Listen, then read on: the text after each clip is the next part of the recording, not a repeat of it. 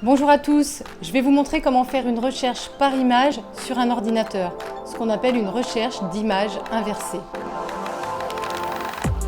Par exemple, vous tombez sur une publication que vous trouvez un peu douteuse. Vous vous demandez si l'image est vraie, si elle a pu être modifiée ou sortie de son contexte d'origine. Bref, vous souhaitez en savoir plus. On va essayer de voir si cette image a déjà été publiée sur Internet. Les moteurs de recherche peuvent vous aider en cherchant si la même image a déjà été publiée ailleurs sur le web. Vous en avez différents, Google Images, Yandex, Bing pour les principaux. Prenons cette publication par exemple. Elle affirme que le pape s'est présenté en public aux couleurs LGBT. On va vérifier.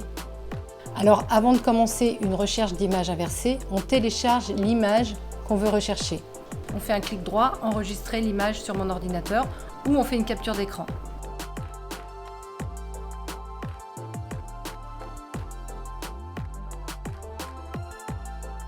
Et ensuite, vous cliquez sur le petit appareil photo et vous chargez l'image que vous avez enregistrée sur votre ordinateur. Pareil sur Yandex. Vous allez sur Yandex, ensuite vous cliquez sur Images. Ça vous affiche le moteur de recherche par image et vous allez charger l'image que vous avez téléchargée sur votre ordinateur.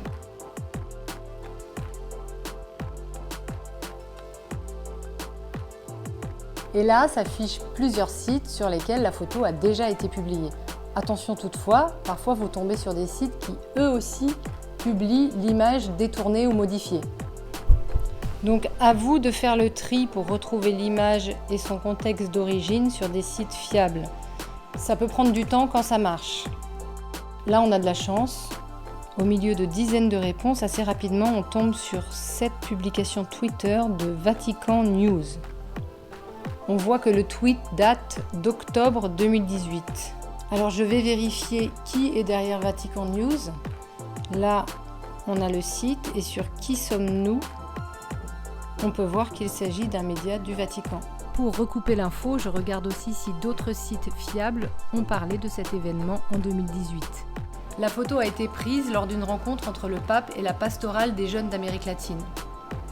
La croix colorée que le pape porte ce jour-là n'est pas une croix LGBT, mais une croix aux couleurs de la pastorale. Pour vérifier, on peut même aller sur le site de la pastorale des jeunes d'Amérique latine. C'est en espagnol, mais il suffit de faire un clic droit traduire en français. Et là, on peut retrouver l'historique de la croix colorée et pourquoi ces couleurs ont été choisies. Donc, dans la publication que nous venons de vérifier, nous avons affaire à une méthode souvent employée pour diffuser de fausses informations, une image sortie de son contexte. Si vous avez des questions, n'hésitez pas à les poser dans les commentaires.